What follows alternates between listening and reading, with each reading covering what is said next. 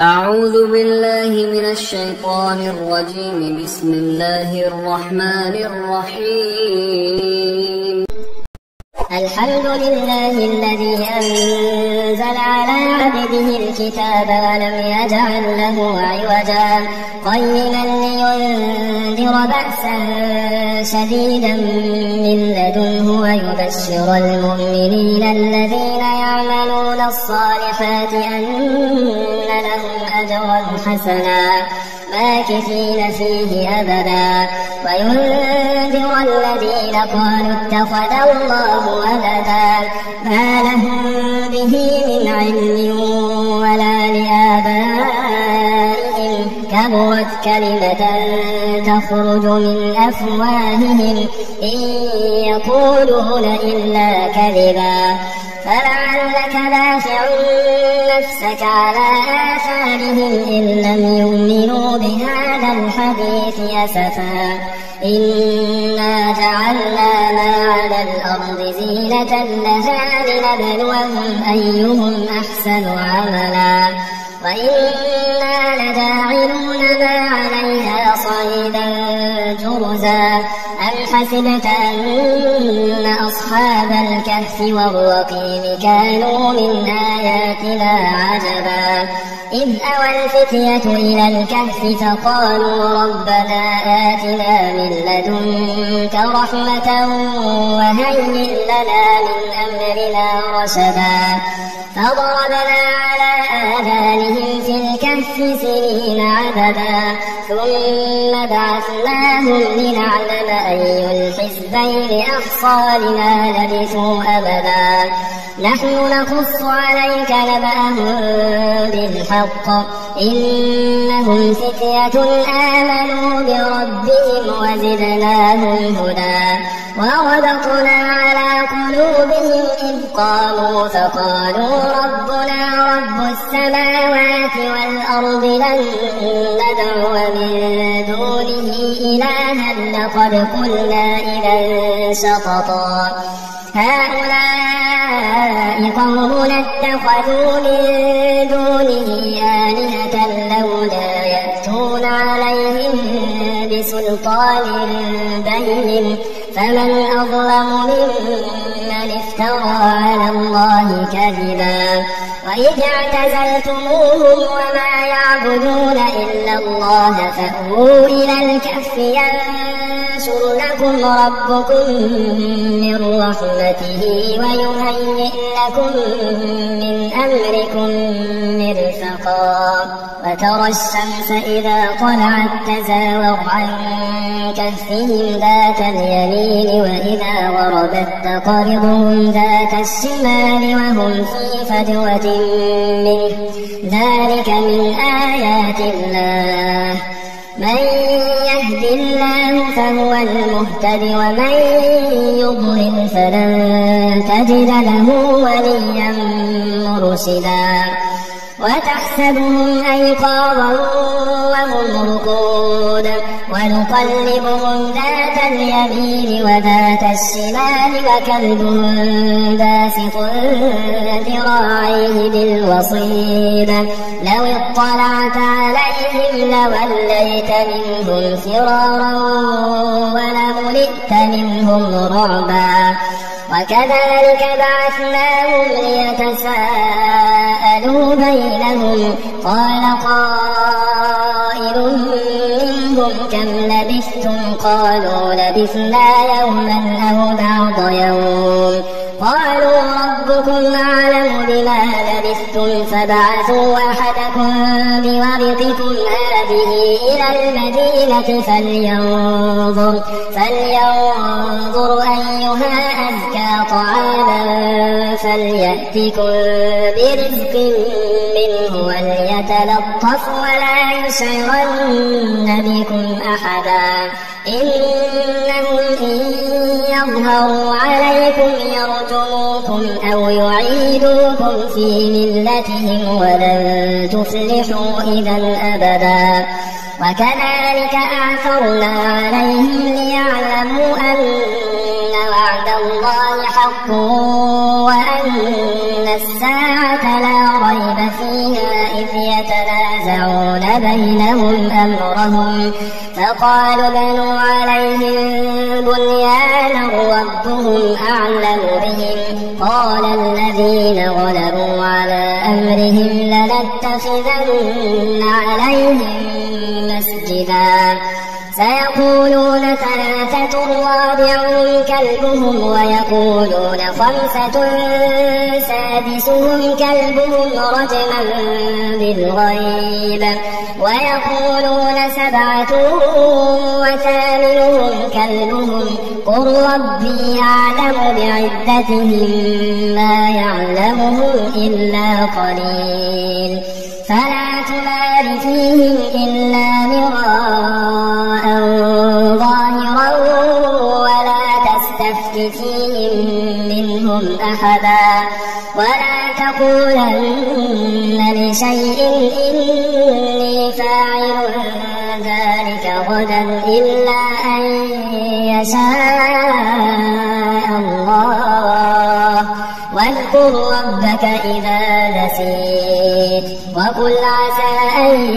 يهديني ربي لأقرب من هذا رشدا ولبثوا في كهفهم 300 سنين وازدادوا 9 قل الله أعلم بما لبثوا له غيب السماوات والأرض أبصر به وأسمع ما لهم من دونه من ولي ولا يشرك في حكمه أحدا واتل ما أوحي إليك من كتاب ربك لا مبدل لكلماته ولا تجد من دونه ملتحدا واصبر نفسك مع الذين يدعون ربهم بالغداة والعشي يريدون وجهه ولا تعد عيناك عنهم تريد زينة الحياة الدنيا ولا تطع من أغفلنا قلبه عن ذكرنا واتبع هواه وكان أمره فرطا وقل الحق من ربكم فمن شاء فليؤمن ومن شاء فليكفر إنا أعتدنا للظالمين نارا أحاط بهم سرادقها وإن يستغيثوا يغاثوا بماء كالمهل يشوي الوجوه بئس الشراب وساءت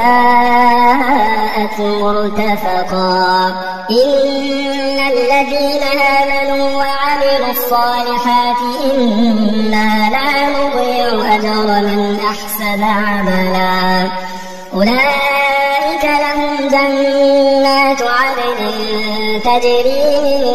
تحتهم الأنهار يحلون فيها من أساور من ذهب ويلبسون ثيابا خضرا من سندس وإستبرق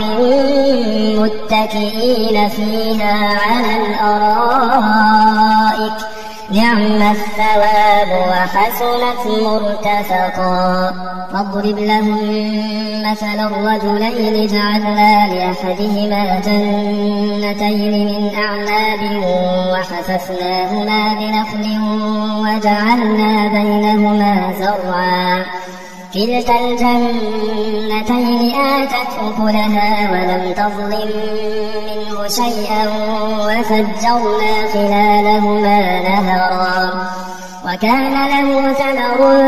فقال لصاحبه وهو يحاوره أنا أكثر منك مالا وأعز نفرا ودخل جنته وهو ظالم لنفسه قال ما أظن أن تبيد هذه أبدا وما أظن الساعة قائمة ولئن رددت إلى ربي ربي لأجدن خيرا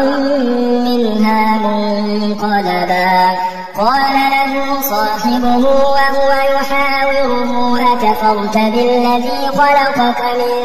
تراب ثم من نطفة ثم سواك رجلا لكن هو الله ربي ولا أشرك بربي أحدا. ولولا إذ دخلت جنتك قلت ما شاء الله لا قوة إلا بالله إن ترني أنا أقل منك مالا وولدا. فعسى ربي أن يؤتيني خيرا من جنتك ويرسل عليها حسبانا من السماء فتصبح صعيدا زلقا أو يصبح ماؤها غورا فلن تستطيع له طلبا. وأحيط بثمره فأصبح يقلب كفيه على ما أنفق فيها وهي خاوية على عروشها ويقول يا ليتني لم أشرك بربي أحدا. ولم تكن له فئة ينصرونه من دون الله وما كان منتصرا. هنالك الولاية لله الحق هو خير ثوابا وخير عقبا. واضرب لهم مثل الحياة الدنيا كماء أنزلناه من السماء فاختلط به نبات الأرض فأصبح هشيما تذروه الرياح وكان الله على كل شيء مقتدرا.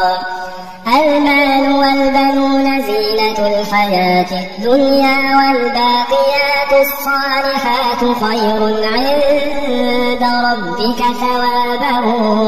وخير أملا. ويوم نسير الجبال وترى الأرض بارزة وحشرناهم فلم نغادر منهم أحدا وعرضوا على ربك صفا لقد جئتمونا كما خلقناكم أول مرة بل زعمتم أن لن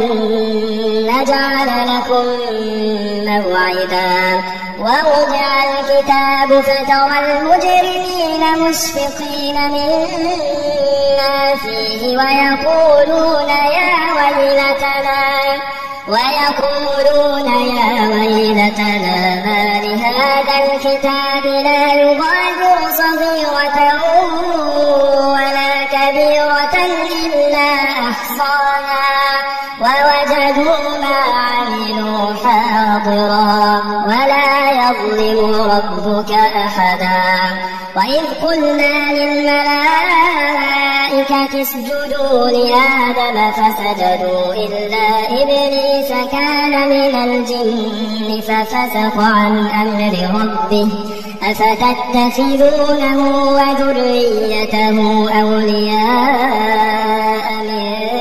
دوني وهم لكم عدو بئس للظالمين بدلا. ما أشهدتهم خلق السماوات والأرض ولا خلق أنفسهم وما كنت متخذ المضلين عضدا.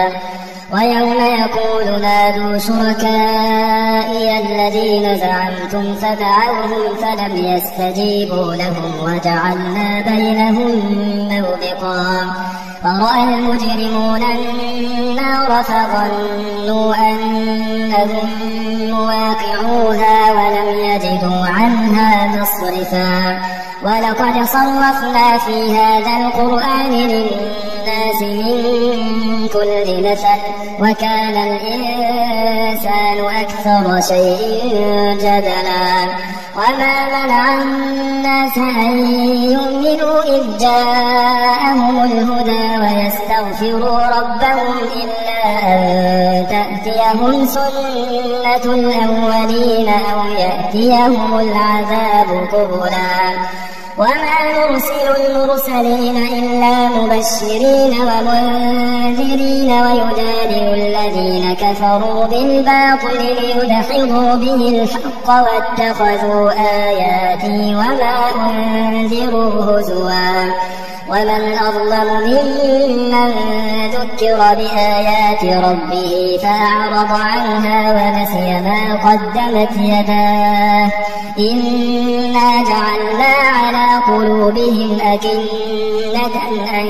يفقهوه وفي آذانهم وقرا وإن تدعوهم إلى الهدى فلن يهتدوا إذا أبدا وربك الغفور ذو الرحمة لو يؤاخذهم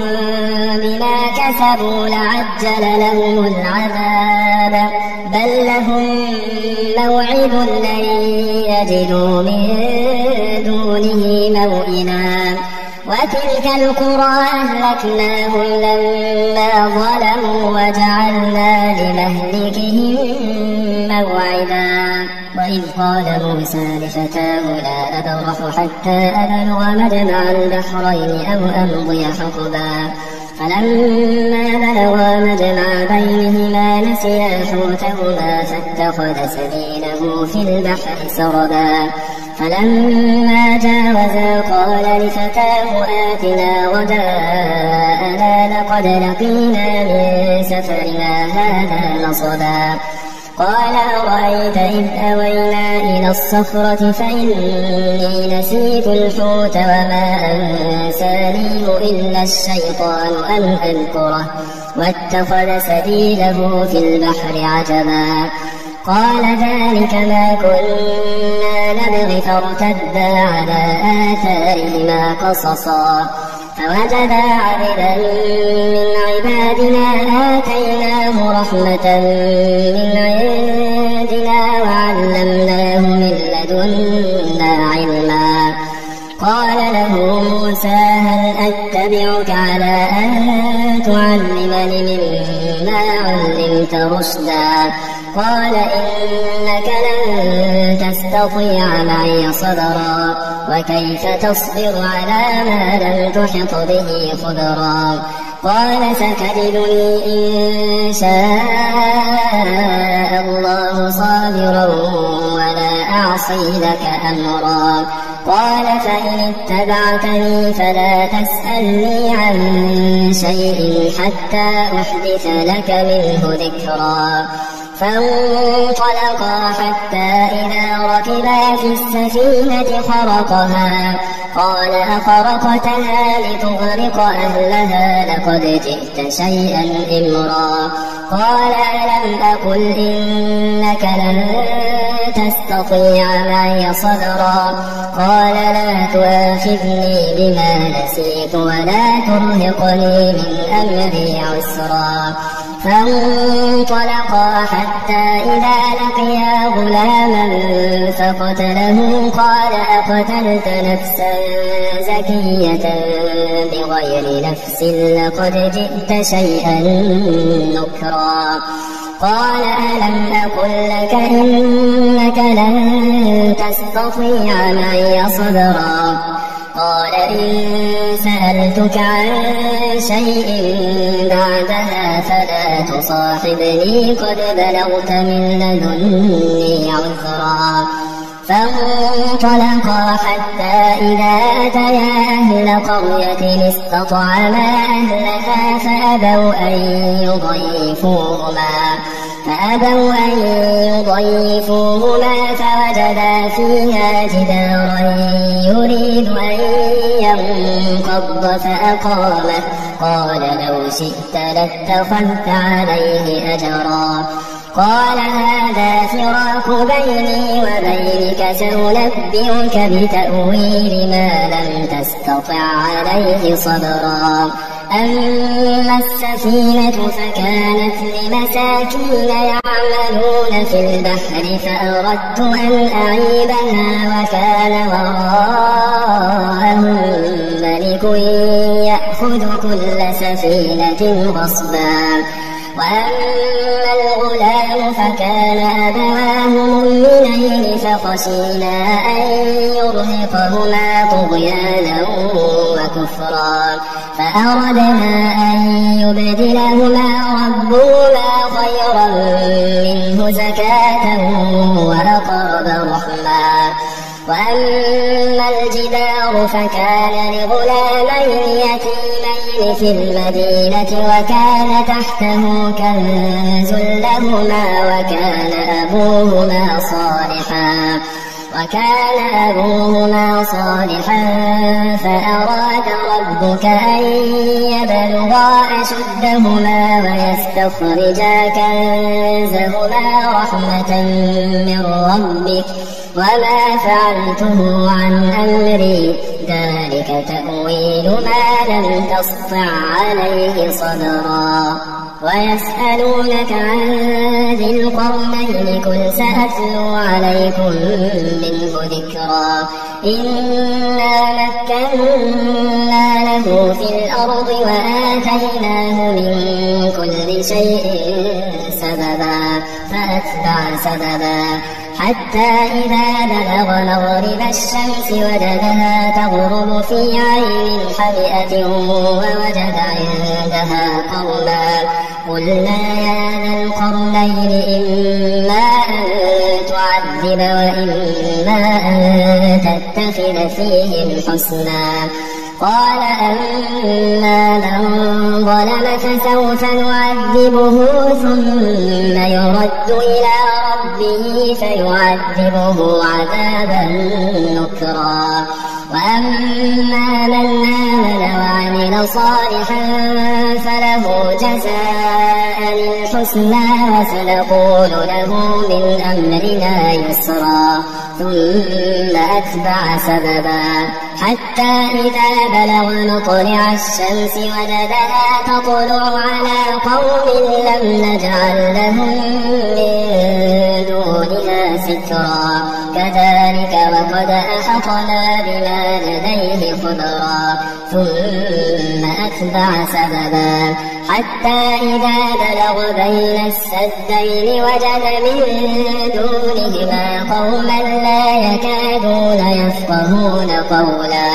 قالوا يا ذا القرنين إن يأجوج ومأجوج مفسدون في الأرض فهل نجعل لك خرجا على أن تجعل بيننا وبينهم سدا. قال ما مكنني فيه ربي خير فأعينوني بقوة أجعل بينكم وبينهم ردما. آتوني زبر الحديد حتى إذا ساوى بين الصدفين قال انفخوا حتى إذا جعله نارا قال آتوني أفرغ عليه قطرا. فما استطاعوا أن يظهروه وما استطاعوا له نقبا. قال هذا رحمة من ربي فإذا جاء وعد ربي جعله دكا وكان وعد ربي حقا. وتركنا بعضهم يومئذ يموج في بعض ونفخ في الصور فجمعناهم جمعا. وعرضنا جهنم يومئذ للكافرين عرضا. الذين كانت أعينهم في غطاء عن ذكري وكانوا لا يستطيعون سمعا. أفحسب الذين كفروا أن يتخذوا عبادي من دوني أولياء إنا أعتدنا جهنم للكافرين نزلا. قل هل ننبئكم بالأخسرين أعمالا الذين ضل سعيهم في الحياة الدنيا وهم يحسبون أنهم يحسنون صنعا أولئك الذين كفروا بآيات ربهم ولقائه فحبطت أعمالهم فلا نقيم لهم يوم القيامة وزنا ذلك جزاؤهم جهنم بما كفروا واتخذوا آياتي ورسلي هزوا إن الذين آمنوا وعملوا الصالحات كانت لهم جنات الفردوس نزلا خالدين فيها لا يبغون عنها حولا قل لو كان البحر مدادا لكلمات ربي لنفد البحر قبل أن تنفد كلمات ربي ولو جئنا بمثله مددا قل إنما أنا بشر مثلكم يوحى إلي أنما إلهكم إله واحد فمن كان يرجو لقاء ربه فليعمل عملا صالحا ولا يشرك بعبادة ربه أحدا. بسم الله الرحمن الرحيم. ياسين والقرآن الحكيم إنك لمن المرسلين على صراط مستقيم تنزيل العزيز الرحيم لتنذر قوما ما أنذر آباؤهم فهم غافلون لقد حق القول على أكثرهم فهم لا يؤمنون إنا جعلنا في أعناقهم أغلالا فهي إلى الأذقان فهم مقمحون وجعلنا من بين أيديهم سدا ومن خلفهم سدا فأغشيناهم فهم لا يبصرون وسواء عليهم أأنذرتهم أم لم تنذرهم لا يؤمنون إنما تنذر من اتبع الذكر وخشي الرحمن بالغيب فبشره بمغفرة وأجر كريم. إنا نحن نحيي الموتى ونكتب ما قدموا وآثارهم وكل شيء أحصيناه في إمام مبين واضرب لهم مثلا أصحاب القرية إذ جاءها المرسلون إذ أرسلنا إليهم 2 فكذبوهما فعززنا بثالث فقالوا إنا إليكم مرسلون قالوا ما أنتم إلا بشر مثلنا وما أنزل الرحمن من شيء إن أنتم إلا تكذبون قالوا ربنا يعلم إنا إليكم لمرسلون وما علينا إلا البلاغ المبين قالوا إنا تطيرنا بكم لئن لم تنتهوا لنرجمنكم وليمسنكم منا عذاب أليم قالوا طائركم معكم أئن ذكرتم بل أنتم قوم مسرفون وجاء من أقصى المدينة رجل يسعى قال يا قوم اتبعوا المرسلين اتبعوا من لا يسألكم أجرا وهم مهتدون وما لي لا أعبد الذي فطرني وإليه ترجعون أأتخذ من دونه آلهة إن يردني الرحمن بضر لا تغن عني شفاعتهم شيئا ولا ينقذون إني إذا لفي ضلال مبين إني آمنت بربكم فاسمعون قيل ادخل الجنة قال يا ليت قومي يعلمون بما غفر لي ربي وجعلني من المكرمين وما أنزلنا على قومه من بعده من جند من السماء وما كنا منزلين إن كانت إلا صيحة واحدة فإذا هم خامدون يا حسرة على العباد ما يأتيهم من رسول إلا كانوا به يستهزئون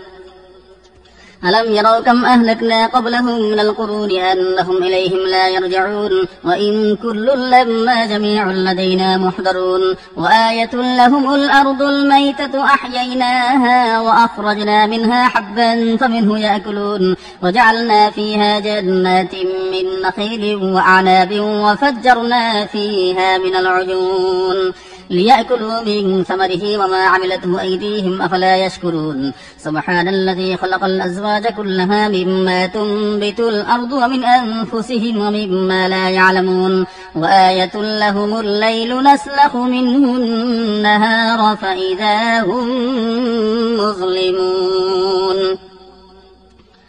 والشمس تجري لمستقر لها ذلك تقدير العزيز العليم والقمر قدرناه منازل حتى عاد كالعرجون القديم لا الشمس ينبغي لها أن تدرك القمر ولا الليل سابق النهار وكل في فلك يسبحون وآية لهم أنا حملنا ذريتهم في الفلك المشحون وخلقنا لهم من مثله ما يركبون وإن نشأ نغرقهم فلا صريخ لهم ولا هم ينقذون إلا رحمة منا ومتاعا إلى حين وإذا قيل لهم اتقوا ما بين أيديكم وما خلفكم لعلكم ترحمون وما تأتيهم من آية من آيات ربهم إلا كانوا عنها معرضين وإذا قيل لهم أنفقوا مما رزقكم الله قال الذين كفروا للذين آمنوا أنطعم من لو يشاء الله أطعمه إن أنتم إلا في ضلال مبين ويقولون متى هذا الوعد إن كنتم صادقين ما ينظرون إلا صيحة واحدة تأخذهم وهم يخصمون فلا يستطيعون توصية ولا إلى أهلهم يرجعون ونفخ في الصور فإذا هم من الأجداث إلى ربهم ينسلون قالوا يا ويلنا من بعثنا من مرقدنا هذا ما وعد الرحمن وصدق المرسلون إن كانت إلا صيحة واحدة فإذا هم جميع لدينا محضرون فاليوم لا تظلم نفس شيئا ولا تجزون إلا ما كنتم تعملون إن أصحاب الجنة اليوم في شغل فاكهون هم وأزواجهم في ظلال على الأرائك متكئون لهم فيها فاكهة ولهم ما يدعون سلام قولا من رب رحيم وامتازوا اليوم أيها المجرمون ألم أعهد إليكم يا بني آدم ألا تعبدوا الشيطان إنه لكم عدو مبين وأن اعبدوني هذا صراط مستقيم ولقد أضل منكم جبلا كثيرا أفلم تكونوا تعقلون هذه جهنم التي كنتم توعدون اصلوها اليوم بما كنتم تكفرون اليوم نختم على أفواههم وتكلمنا أيديهم وتشهد أرجلهم بما كانوا يكسبون ولو نشاء لطمسنا على أعينهم فاستبقوا الصراط فأنى يبصرون ولو نشاء لمسخناهم على مكانتهم فما استطاعوا مضيا ولا يرجعون ومن نعمره ننكسه في الخلق أفلا يعقلون وما علمناه الشعر ما ينبغي له إن هو إلا ذكر وقرآن مبين لينذر من كان حيا ويحق القول على الكافرين أولم يروا أنا خلقنا لهم مما عملت أيدينا أنعاما فهم لها مالكون وذللناها لهم فمنها ركوبهم ومنها يأكلون ولهم فيها منافع ومشارب أفلا يشكرون واتخذوا من دون الله آلهة لعلهم ينصرون لا يستطيعون نصرهم وهم لهم جند محضرون فلا يحزنك قولهم إنا نعلم ما يسرون وما يعلنون أولم يرى الإنسان أنا خلقناه من نطفة فإذا هو خصيم مبين وضرب لنا مثلا ونسي خلقه قال من يحيي العظام وهي رميم قل يحييها الذي أنشأها أول مرة وهو بكل خلق عليم الذي جعل لكم من الشجر الأخضر نارا فإذا أنتم منه توقدون أوليس الذي خلق السماوات والأرض بقادر على أن يخلق مثلهم بلى وهو الخلاق العليم إنما أمره إذا أراد شيئا أن يقول له كن فيكون فسبحان الذي بيده ملكوت كل شيء وإليه ترجعون. بسم الله الرحمن الرحيم. الرحمن علم القرآن خلق الإنسان علمه البيان. الشمس والقمر بحسبان والنجم والشجر يسجدان والسماء رفعها ووضع الميزان ألا تطغوا في الميزان وأقيموا الوزن بالقسط ولا تخسروا الميزان والأرض وضعها للأنام فيها فاكهة والنخل ذات الأكمام والحب ذو العصف والريحان فبأي آلاء ربكما تكذبان.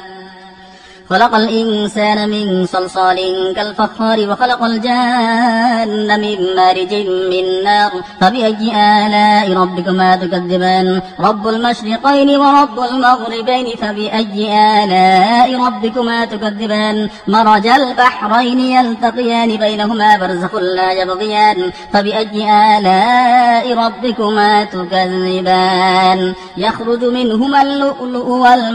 والمرجان فبأي آلاء ربكما تكذبان. وله الجوار المنشآت في البحر كالأعلام فبأي آلاء ربكما تكذبان. كل من عليها فان ويبقى وجه ربك ذو الجلال والإكرام فبأي آلاء ربكما تكذبان. يسأله من في السماوات والأرض كل يوم هو في شأن فبأي آلاء ربكما تكذبان.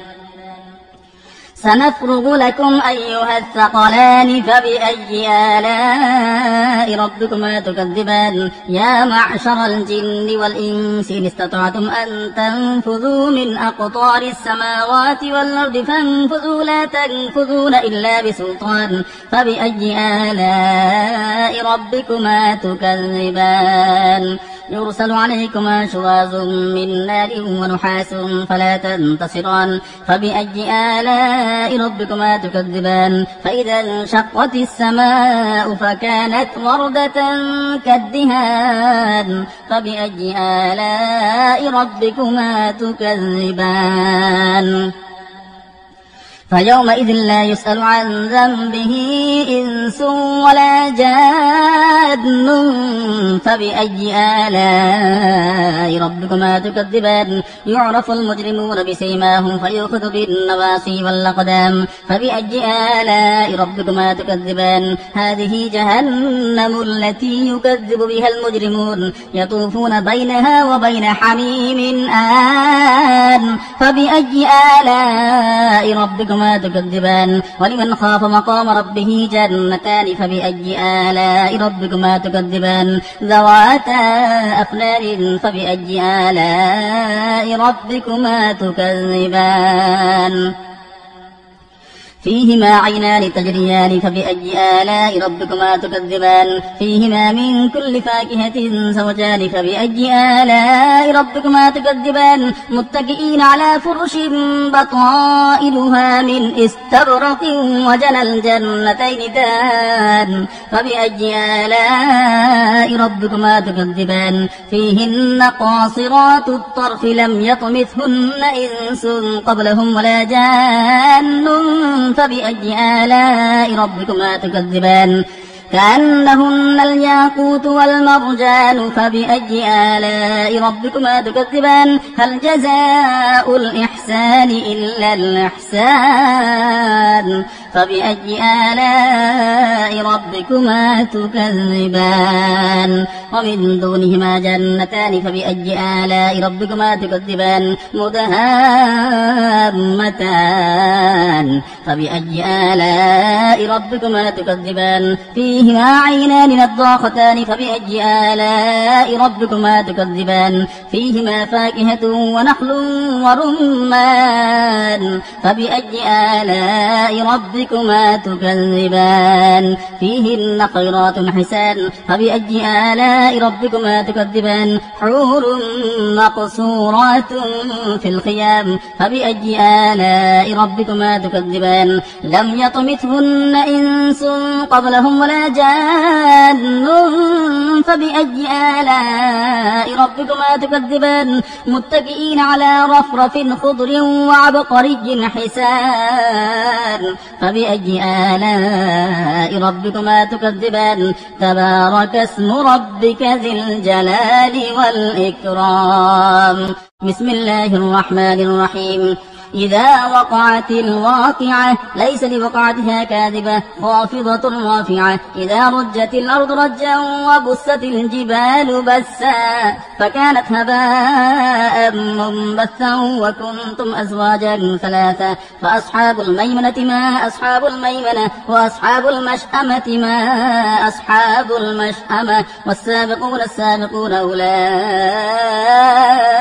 المقربون في جنات النعيم ثلة من الأولين وقليل من الآخرين على سرر موضونة متكئين عليها متقابلين يطوف عليهم بلدان مخلدون بأكواب وأبانيق وكأس من معين لا يصدعون عنها ولا ينسفون وفاكهة مما يتخيرون ولحم طير مما يشتهون وحور عين كأمثال اللؤلؤ المكنون جزاء بما كانوا يعملون لا يسمعون فيها لغوا ولا تأثيما إلا قيلا سلاما سلاما وأصحاب اليمين ما أصحاب اليمين في سدر مخضود وطلح منضود وظل ممدود وماء مسكوب وفاكهة كثيرة لا مقطوعة ولا ممنوعة وفرش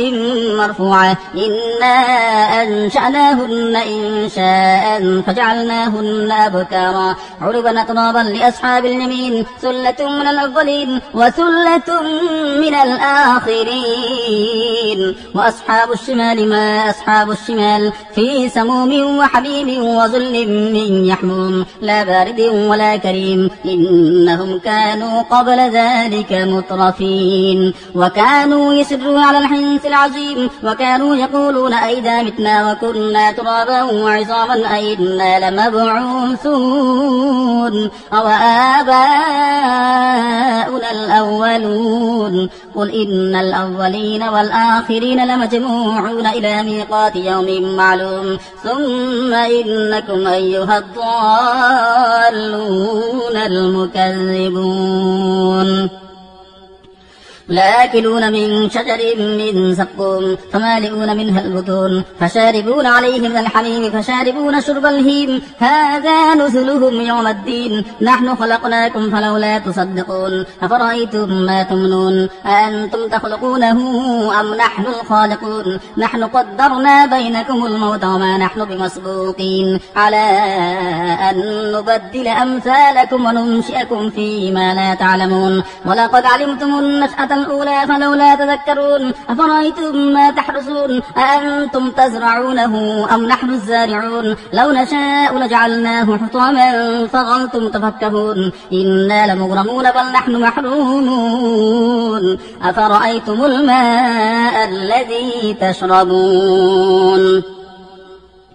أأنتم أنزلتموه من المزن أم نحن المنزلون لو نشاء جعلناه أجاجا فلولا تشكرون أفرأيتم النار التي تورون أأنتم أنشأتم شجرتها أم نحن المنشئون نحن جعلناها تذكرة ومتاعا للمقبين فسبح باسم ربك العظيم فلا أقسم بمواقع النجوم وإنه لقسم لو تعلمون عظيم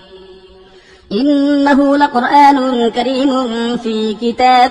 مكنون لا يمسه إلا المطهرون تنزيل من رب العالمين أفبهذا الحديث أنتم مدهنون وتجعلون رزقكم أنكم تكذبون فلولا إذا بلغت الحلقوم وأنتم حينئذ تنظرون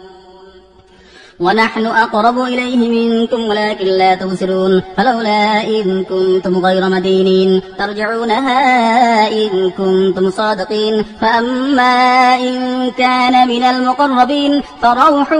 وريحان وجنة نعيم وأما إن كان من أصحاب اليمين فسلام لك من أصحاب اليمين وأما إن كان من المكذبين الضالين فنزل من حميم وتصلية جحيم إن هذا لهو حق اليقين فسبح باسم ربك العظيم. أعوذ بالله من الشيطان الرجيم. بسم الله الرحمن الرحيم. تبارك الذي بيده الملك وهو على كل شيء قدير الذي خلق الموت والحياة ليبلوكم أيكم أحسن عملا وهو العزيز الغفور الذي خلق 7 سماوات طباقا ما ترى في خلق الرحمن من تفاوت فارجع البصر هل ترى من فطور ثم ارجع البصر كرتين ينقلب إليك البصر خاسئا وهو حسير ولقد زينا السماء الدنيا بمصابيح وجعلناها رجوما للشياطين وأعتدنا لهم عذاب السعير وللذين كفروا بربهم عذاب جهنم وبئس المصير إذا ألقوا فيها سمعوا لها شهيقا وهي تفور تكاد تميز من الغيظ كلما ألقي فيها فوج سألهم خزنتها ألم يأتكم نذير قالوا بلى قد جاءنا نذير فكذبنا وقلنا ما نزل الله من شيء إن أنتم إلا في ضلال كبير وقالوا لو كنا نسمع أو نعقل ما كنا في أصحاب السعير فاعترفوا بذنبهم فسحقا لأصحاب السعير إن الذين يخشون ربهم بالغيب لهم مغفرة وأجر كبير وأسروا قولكم أو اجهروا به إنه عليم بذات الصدور ألا يعلم من خلق وهو اللطيف الخبير هو الذي جعل لكم الأرض ذلولا فامشوا في مناكبها وكلوا من رزقه وإليه النشور أأمنتم من في السماء أن يخسف بكم الأرض فإذا هي تمور أم أمنتم من في السماء أن يرسل عليكم حاصبا فستعلمون كيف نذير ولقد كذب الذين من قبلهم فكيف كان نكير أولم يروا إلى الطير فوقهم صافات ويقبض ما يمسكهن إلا الرحمن إنه بكل شيء بصير أمن هذا الذي هو جند لكم ينصركم من دون الرحمن إن الكافرون إلا في غرور أمن هذا الذي يرزقكم إن أمسك رزقه بل لجوا في عتب ونفور أفمن يمشي مكبا على وجهه أهدى أمن يمشي سويا على صراط مستقيم قل هو الذي أنشأكم وجعل لكم السمع والأبصار والأفئدة قليلا ما تشكرون قل هو الذي ذرأكم في الأرض وإليه تحشرون ويقولون متى هذا الوعد إن كنتم صادقين قل إنما العلم عند الله وإنما أنا نذير مبين فلما رأوه زلفة سيئت وجوه الذين كفروا وقيل هذا الذي كنتم به تدعون قل أرأيتم إن أهلكني الله ومن معي أو رحمنا فمن يجير الكافرين من عذاب أليم قل هو الرحمن آمنا به وعليه توكلنا فستعلمون من هو في ضلال مبين قل أرأيتم إن أصبح ماؤكم غورا فمن يأتيكم بماء معين أعوذ بالله من الشيطان الرجيم بسم الله الرحمن الرحيم ألف لام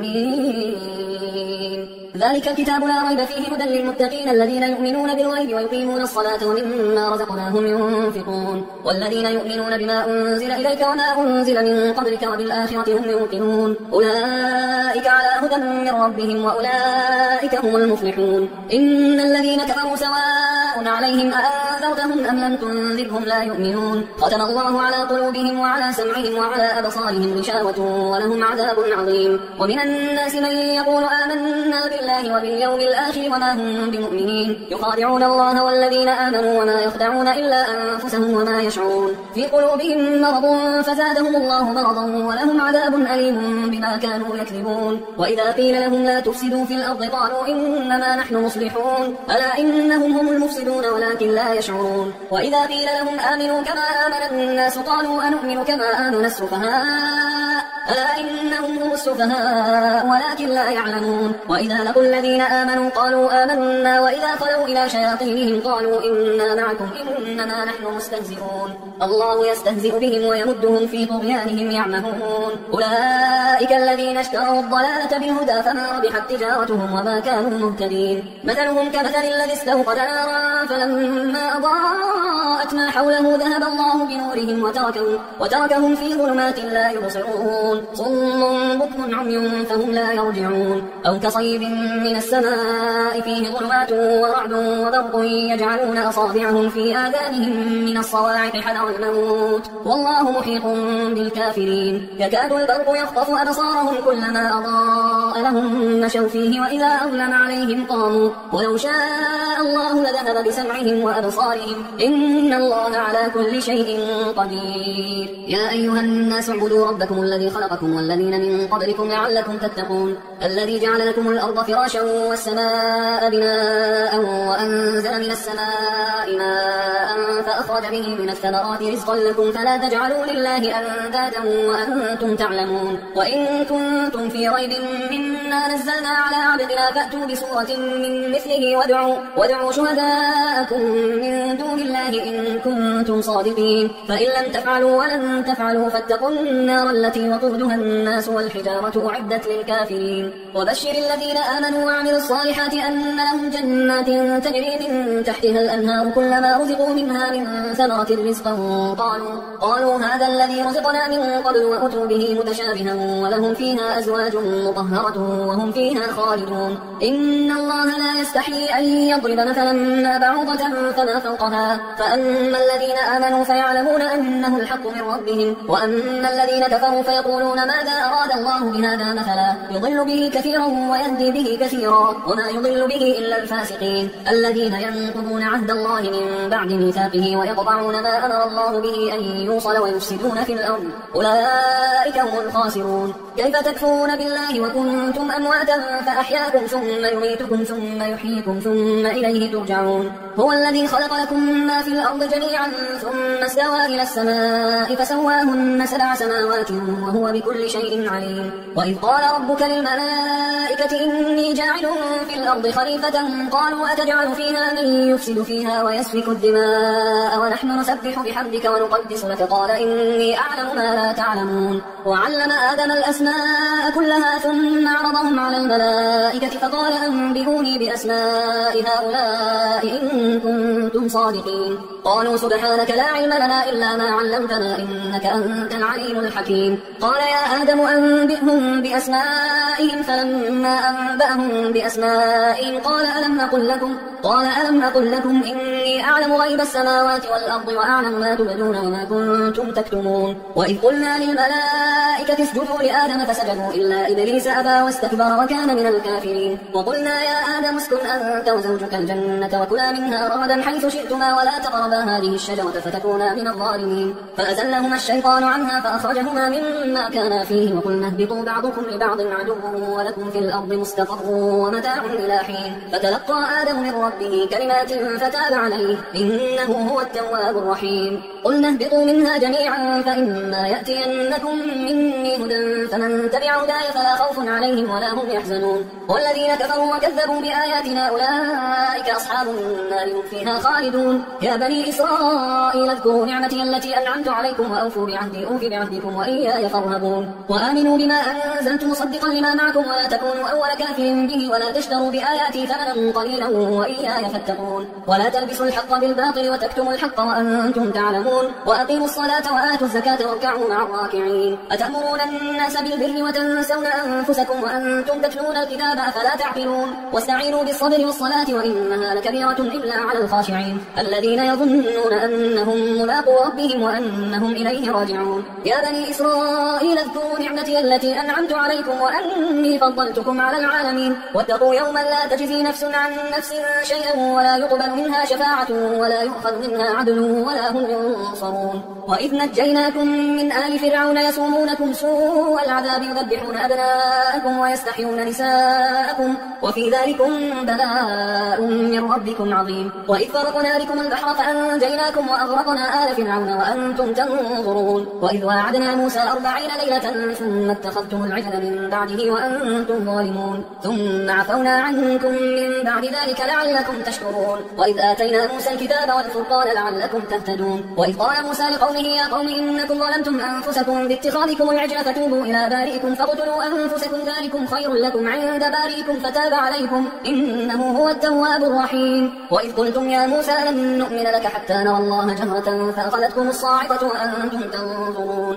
ثم بعثناكم من بعد موتكم لعلكم تشكرون وظللنا عليكم الغمام وأنزلنا عليكم المن والسلوى كلوا من طيبات ما رزقناكم وما ظلمونا ولكن كانوا أنفسهم يظلمون وإذ قلنا ادخلوا هذه القرية فكلوا منها حيث شئتم رغدا وادخلوا الباب سجدا وقولوا حطة نغفر لكم خطاياكم وسنزيد المحسنين فبدل الذين ظلموا قولا غير الذي قيل لهم فأنزلنا على الذين ظلموا رجزا من السماء بما كانوا يفسقون وإذ استسقى موسى لقومه فقلنا اضرب بعصاك الحجر فانفجرت منه 12 عينا قد علم كل أناس مشربهم كلوا واشربوا من رزق الله ولا تعثوا في الأرض مفسدين وإذ قلتم يا موسى لن نصبر على طعام واحد فادع لنا ربك يخرج لنا مما تنبت الأرض من بقلها وقثائها وفومها وعدسها وبصلها قال أتستبدلون الذي هو أدنى بالذي هو خير اهبطوا مصرا فإن لكم ما سألتم وضربت عليهم الذلة والمسكنة وباءوا بغضب من الله ذلك بأنهم كانوا يكفرون بآيات الله ويقتلون النبيين بغير الحق ذلك بما عصوا وكانوا يعتدون إن الذين آمنوا والذين هادوا والنصارى والصابئين من آمن بالله واليوم الآخر وعمل صالحا فلهم أجرهم عند ربهم ولا خوف عليهم ولا هم يحزنون وإذ أخذنا ميثاقكم ورفعنا فوقكم الطور خذوا ما آتيناكم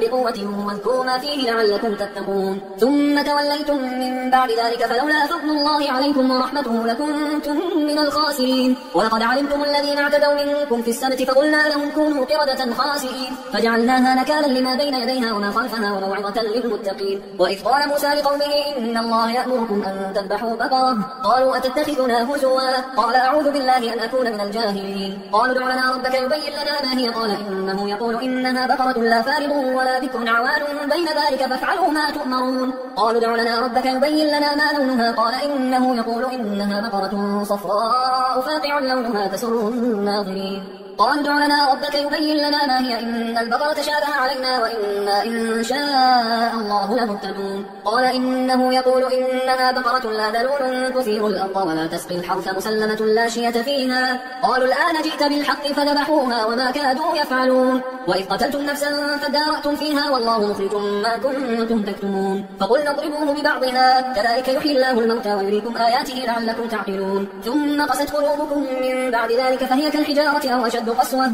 وإن من الحجارة لما يتفجر منه الأنهار وإن منها لما يشقق فيخرج منه الماء وإن منها لما يهبط من خشية الله وما الله بغافل عما تعملون أفتطمعون أن يؤمنوا لكم وقد كان فريق منهم يسمعون كلام الله ثم يحرفونه من بعد ما عقلوه وهم يعلمون وإذا لقوا الذين آمنوا قالوا آمنا وإذا خلا بعضهم إلى بعض قالوا أتحدثونهم بما فتح الله عليكم ليحاجوكم به عند ربكم أفلا تعقلون أولا يعلمون أن الله يعلم ما يسرون وما يعلنون ومنهم أميون لا يعلمون الكتاب إلا أماني وإنهم إلا يظنون فويل للذين يكتبون الكتاب بأيديهم ثم يقولون هذا من عند الله ليشتروا به ثمنا قليلا فويل لهم مما كتبت أيديهم وويل لهم مما يكسبون. وقالوا لن تمسنا النار إلا أياما معدودة قل أتخذتم عند الله عهدا فلن يخلف الله عهده أم تقولون على الله ما لا تعلمون. بلى من كسب سيئة وأحاطت به خطيئته فأولئك أصحاب النار هم فيها خالدون. والذين آمنوا وعملوا الصالحات أولئك أصحاب الجنة هم فيها خالدون. وإذ أخذنا ميثاق بني إسرائيل لا تعبدون إلا الله وبالوالدين إحسانا وذي القربى واليتامى والمساكين وقولوا للناس حسنا وأقيموا الصلاة وآتوا الزكاة ثم توليتم إلا قليلا منكم وأنتم معرضون. وإذ أخذنا ميثاقكم لا تسفكون دماءكم ولا تخرجون أنفسكم من دياركم ثم أقررتم وأنتم تشهدون ثم أنتم هؤلاء تقتلون أنفسكم وتخرجون فريقا منكم من ديارهم تظاهرون عليهم بالإثم والعدوان وأن يأتوكم أسارى تفادوهم وهو محرم عليكم إخراجهم أفتؤمنون ببعض الكتاب وتكفرون ببعض فما جزاء من يفعل ذلك منكم إلا خزي في الحياة الدنيا ويوم القيامة يردون إلى أشد العذاب وما الله بغافل عما تعملون. أولئك الذين اشتروا الحياة الدنيا بالآخرة فلا يخفف عنهم العذاب ولا هم ينصرون. ولقد آتينا موسى الكتاب وقفينا من بعده بالرسل وآتينا عيسى بن مريم البينات وأيدناه بروح القدس أفكلما جاءكم رسول بما لا تهوى أنفسكم استكبرتم ففريقا كذبتم وفريقا تقتلون. وقالوا قلوبنا غلف بل لعنهم الله بكفرهم فقليلا ما يؤمنون. ولما جاءهم كتاب من عند الله مصدق لما معهم وكانوا من قبل يستفتحون على الذين كفروا فلما جاءهم ما عرفوا كفروا به فلعنة الله على الكافرين. بئس ما اشتروا به أنفسهم أن يكفروا بما أنزل الله بغيا أن ينزل الله من فضله على من يشاء من عباده فباءوا بغضب على غضب وللكافرين عذاب مهين. وإذا قيل لهم آمنوا بما أنزل الله قالوا نؤمن بما أنزل علينا ويكفرون بما وراءه وهو الحق مصدقا لما معهم قل فلم تقتلون أنبياء الله من قبل إن كنتم مؤمنين. ولقد جاءكم موسى بالبينات ثم اتخذتم العجل من بعده وأنتم ظالمون. وإذ أخذنا ميثاقكم ورفعنا فوقكم الطور خذوا ما آتيناكم بقوة واسمعوا قالوا سمعنا وعصينا وأشربوا في قلوبهم العجل بكفرهم قل بئس ما يأمركم به إيمانكم إن كنتم مؤمنين. قل إن كانت لكم الدار الآخرة عند الله خالصة من دون الناس فتمنوا الموت إن كنتم صادقين ولن يتمنوه أبدا بما قدمت أيديهم والله عليم بالظالمين. ولتجدنهم أحرص الناس على حياة ومن الذين أشركوا يود أحدهم لو يعمر 1000 سنة وما هو بمزحزحه من العذاب أن يعمر والله بصير بما يعملون. قل من كان عدوا لجبريل فإنه نزله على قلبك بإذن الله مصدقا لما بين يديه وهدى وبشرى للمؤمنين. من كان عدوا لله وملائكته ورسله وجبريل وميكال فإن الله عدو للكافرين. ولقد أنزلنا إليك آيات بينات وما يكفر بها إلا الفاسقون أو كلما عاهدوا عهدا نبذه فريق منهم بل أكثرهم لا يؤمنون. ولما جاءهم رسول من عند الله مصدق لما معهم نبذ فريق من الذين أوتوا الكتاب كتاب الله وراء ظهورهم كأنهم لا يعلمون. واتبعوا ما تتلو الشياطين على ملك سليمان وما كفر سليمان ولكن الشياطين كفروا يعلمون الناس السحر وما أنزل على الملكين ببابل هاروت وماروت وما يعلمان من أحد حتى يقولا إنما نحن فتنة فلا تكفر فيتعلمون منهما ما يفرقون به بين المرء وزوجه وما هم بضارين به من أحد إلا بإذن الله ويتعلمون ما يضرهم ولا ينفعهم ولقد علموا لمن اشتراه ما له في الآخرة من خلاق ولبئس ما شروا به أنفسهم لو كانوا يعلمون. ولو أنهم آمنوا واتقوا لمثوبة من عند الله خير لو كانوا يعلمون. يا أيها الذين آمنوا لا تقولوا راعنا وقولوا انظرنا واسمعوا وللكافرين عذاب أليم. ما يود الذين كفروا من أهل الكتاب ولا المشركين أن ينزل عليكم من خير من ربكم والله يختص برحمته من يشاء والله ذو الفضل العظيم. ما ننسخ من آية أو ننسها نأتي بخير منها أو مثلها. ألم تعلم أن الله على كل شيء قدير. ألم تعلم أن الله له ملك السماوات والأرض وما لكم من دون الله من ولي ولي ولا نصير. أم تريدون أن تسألوا رسولكم كما سئل موسى من قبل ومن يتبدل الكفر بالإيمان فقد ضل سواء السبيل. ود كثير من أهل الكتاب لو يردونكم من بعد إيمانكم كفارا حسدا من عند أنفسهم من بعد ما تبين لهم الحق فاعفوا واصفحوا حتى يأتي الله بأمره إن الله على كل شيء قدير. وأقيموا الصلاة وآتوا الزكاة وما تقدموا لأنفسكم من خير تجدوه عند الله إن الله بما تعملون بصير. وقالوا لن يدخل الجنة إلا من كان هودا أو نصارى تلك أمانيهم قل هاتوا برهانكم إن كنتم صادقين بلى من أسلم وجهه لله وهو محسن فله أجره عند ربه ولا خوف عليهم ولا هم يحزنون. وقالت اليهود ليست النصارى على شيء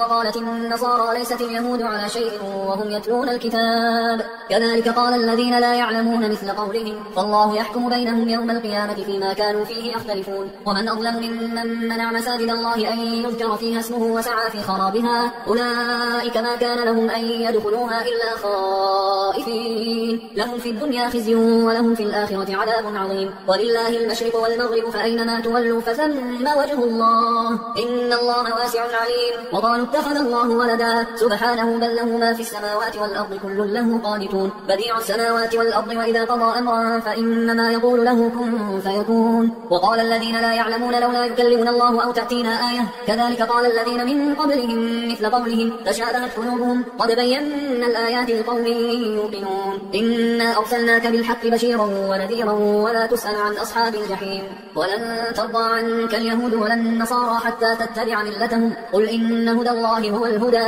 ولئن اتبعت أهواءهم بعد الذي جاءك من العلم ما لك من الله من ولي ولا نصير. الذين آتيناهم الكتاب يتلونه حق تلاوته أولئك يؤمنون به ومن يكفر به فأولئك هم الخاسرون. يا بني إسرائيل اذكروا نعمتي التي أنعمت عليكم وأني فضلتكم على العالمين واتقوا يوما لا تجزي نفس عن نفس شيئا ولا يقبل منها عدل ولا تنفعها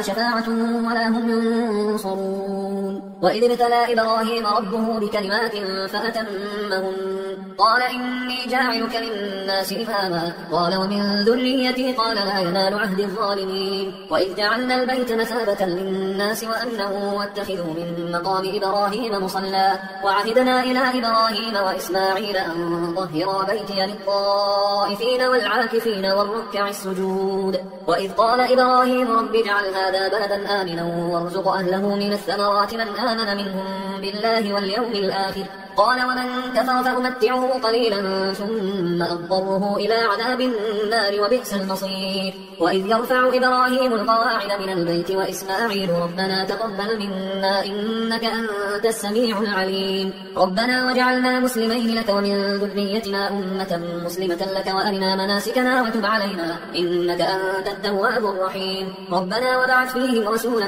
منهم يتلو عليهم آياتك ويعلمهم الكتاب والحكمة ويزكيهم إنك أنت العزيز الحكيم. ومن يرغب عن ملة إبراهيم إلا من سفه نفسه ولقد اصطفيناه في الدنيا وإنه في الآخرة لمن الصالحين. إذ قال له ربه أسلم قال أسلمت لرب العالمين. ووصى بها إبراهيم بنيه ويعقوب يا بني إن الله اصطفى لكم الدين فلا تموتن إلا وأنتم مسلمون. أم كنتم شهداء إذ حضر يعقوب الموت إذ قال لبنيه ما تعبدون من بعده قالوا نعبد إلهك وإله آبائك إبراهيم وإسماعيل وإسحاق إلها واحدا ونحن له مسلمون. تلك أمة قد خلت لها ما كسبت ولكم ما كسبتم ولا تسألون عما كانوا يعملون. وقالوا كونوا هودا أو نصارى تهتدوا قل بل ملة إبراهيم حنيفا وما كان من المشركين. قولوا آمنا بالله وما أنزل إلينا وما أنزل إلى إبراهيم وإسماعيل وإسحاق ويعقوب والأسباط وما أوتي موسى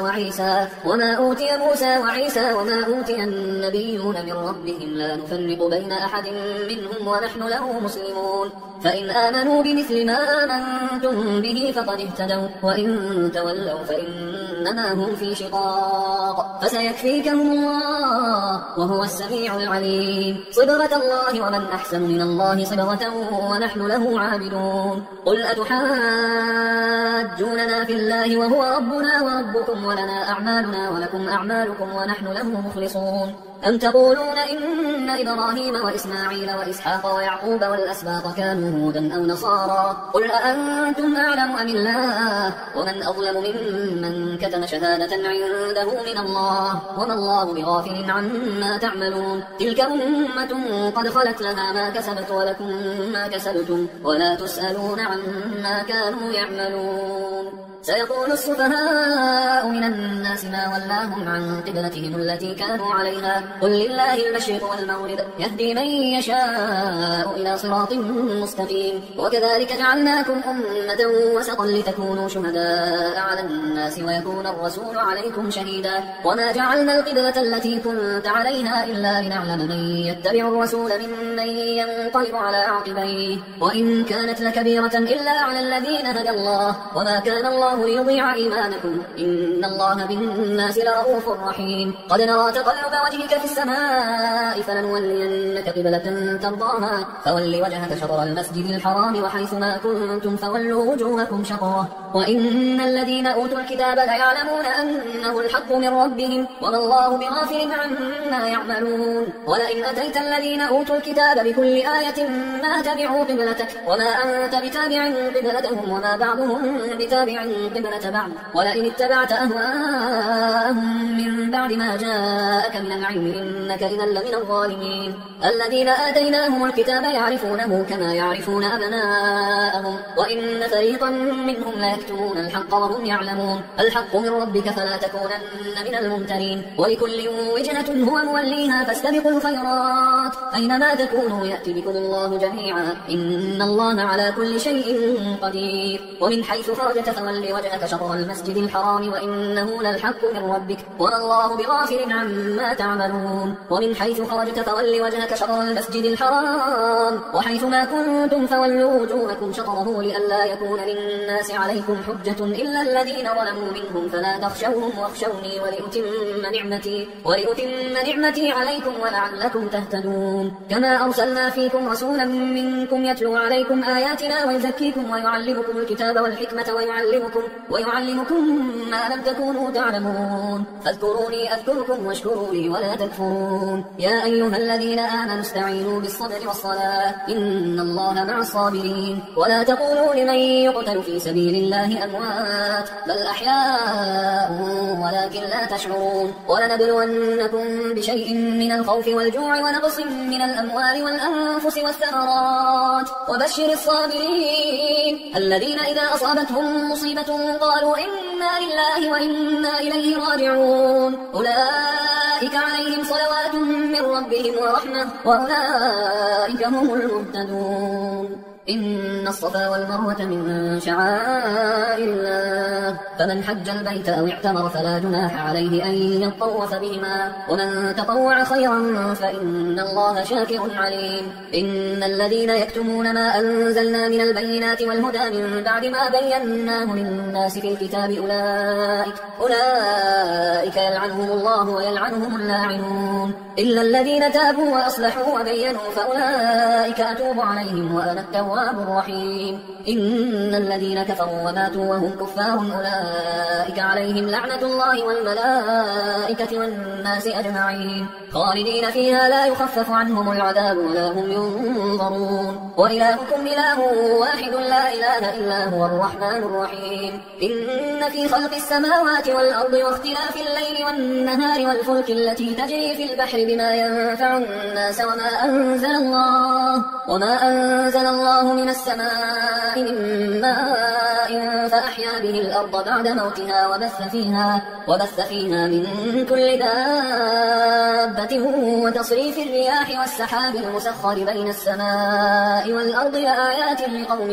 يعقلون ومن الناس من يتخذ من دون الله أندادا يحبونهم كحب الله والذين آمنوا أشد حبا لله ولو يرى الذين ظلموا إذ يرون العذاب أن القوة لله جميعا وأن الله شديد العذاب إذ تبرأ الذين اتبعوا من الذين اتبعوا ورأوا العذاب وتقطعت بهم الأسباب وقال الذين اتبعوا لو أن لنا كرة فنتبرأ منهم كما تبرأوا منا كذلك يريهم الله أعمالهم حسرات عليهم وما هم بخارجين من النار يا أيها الناس كلوا مما في الأرض حلالا طيبا ولا تتبعوا خطوات الشيطان إنه لكم عدو مبين إنما يأمركم بالسوء والفحشاء وأن تقولوا على الله ما لا تعلمون وإذا قيل لهم اتبعوا ما أنزل الله قالوا بل نتبع ما ألفينا عليه آباءنا أولو كان آباؤهم لا يعقلون شيئا ولا يهتدون ومثل الذين كفروا كمثل الذي ينعق بما لا يسمع إلا دعاء ونداء صم بكم عمي فهم لا يعقلون يا أيها الذين آمنوا كلوا من طيبات ما رزقناكم واشكروا لله إن كنتم إياه تعبدون إنما حرم عليكم الميتة والدم ولحم الخنزير وما أهل به لغير الله فمن اضطر غير باغ ولا عاد فلا إثم عليه إن الله غفور رحيم إن الذين يكتمون ما أنزل الله من الكتاب ويشترون به ثمنا قليلا أولئك ما يأكلون في بطونهم إلا النار ولا يكلمهم الله يوم القيامة ولا يزكيهم ولهم عذاب أليم أولئك الذين اشتروا الضلالة بالهدى والعذاب بالمغفرة فما أصبرهم على النار ذلك بأن الله نزل الكتاب بالحق وإن الذين اختلفوا في الكتاب لفي شقاق بعيد ليس البر أن تولوا وجوهكم قبل المشرق والمغرب ولكن البر من آمن بالله واليوم الآخر والملائكة والكتاب والنبيين وآتى المال على حبه ذوي القربى واليتامى والمساكين وابن السبيل والسائلين وفي الرقاب وأقام الصلاة وآتى الزكاة والموفون بعهدهم إذا عاهدوا والصابرين في البأساء والضراء وحين البأس أولئك الذين صدقوا وأولئك هم المتقون يا أيها الذين آمنوا كتب عليكم القصاص في القتلى الحر بالحر والعبد بالعبد والأنثى بالأنثى فمن عفي له من أخيه شيء فاتباع بالمعروف وأداء إليه بإحسان ذلك تخفيف من ربكم ورحمة فمن اعتدى بعد ذلك فله عذاب أليم ولكم في القصاص حياة يا أولي الألباب لعلكم تتقون كتب عليكم إذا حضر أحدكم الموت إن ترك خيرا الوصية للوالدين والأقربين بالمعروف حقا على المتقين فمن بدله بعدما سمعه فإنما إثمه على الذين يبدلونه إن الله سميع عليم فمن خاف من موص جنفا أو إثما فأصلح بينهم فلا إثم عليه إن الله غفور رحيم يا أيها الذين آمنوا كتب عليكم الصيام كما كتب على الذين من قبلكم لعلكم تتقون أياما معدودات فمن كان منكم مريضا أو على سفر فعدة من أيام أخرى وعلى الذين يطيقونه فدية طعام مسكين فمن تطوع خيرا فهو خير له وأن تصوموا خير لكم إن كنتم تعلمون شهر رمضان الذي أنزل فيه القرآن هدى للناس وبينات من الهدى والفرقان فمن شهد منكم الشهر فليصم ومن كان مريضا أو على سفر فعدة من أيام أخرى يريد الله بكم اليسر ولا يريد بكم العسر ولتكملوا العدة ولتكبروا الله على ما هداكم ولعلكم تشكرون وإذا سألك عبادي عني فإني قريب أجيب دعوة الداعي إذا دعان فليستجيبوا لي وليؤمنوا بي لعلهم يرشدون أحل لكم ليلة الصيام الرفث إلى نسائكم هن لباس لكم وأنتم لباس لهن علم الله أنكم كنتم تختانون أنفسكم فتاب عليكم وعفى عنكم فالآن باشروهن وابتغوا ما كتب الله لكم وكلوا واشربوا حتى يتبين لكم الخيط الأبيض من الخيط الأسود من الفجر ثم أتموا الصيام إلى الليل ولا تباشروهن وأنتم عاكفون في المساجد تلك حدود الله فلا تقربوها كذلك يبين الله آياته للناس لعلهم يتقون ولا تأكلوا أموالكم بينكم بالباطل وتدلوا بها إلى الحكام لتأكلوا فريقا من أموال الناس بالإثم وأنتم تعلمون يسألونك عن الأهلة قل هي مواقيت للناس والحج وليس البر بأن تأتوا البيوت من ظهورها ولكن البر من اتقى وأتوا البيوت من أبوابها واتقوا الله لعلكم تفلحون وقاتلوا في سبيل الله الذين يقاتلونكم ولا تعتدوا إن الله لا يحب المعتدين وقتلوهم حيث ثقفتموهم وأخرجوهم من حيث أخرجوكم والفتنة أشد من القتل ولا تقاتلوهم عند المسجد الحرام حتى يقاتلوكم فيه فإن قاتلوكم فاقتلوهم كذلك جزاء الكافرين فإن انتهوا فإن الله غفور رحيم وقاتلوهم حتى لا تكون فتنة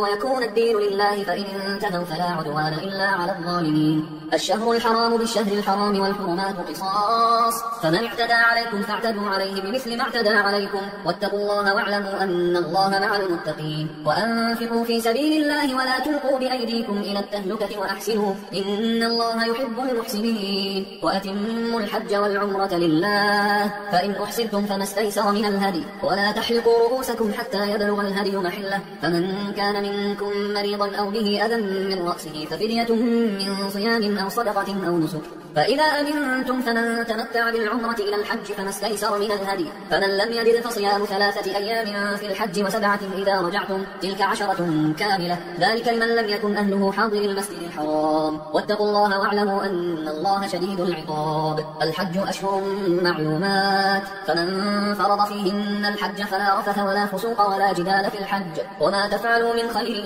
يعلمه الله، وتزودوا فإن خير الزاد التقوى، واتقوا يا أولي الألباب. ليس عليكم جناح أن تبتغوا فضلا من ربكم، فإذا أفضتم من عرفات فاذكروا الله عند المشعر الحرام واذكروه كما هداكم وإن كنتم من قبله لمن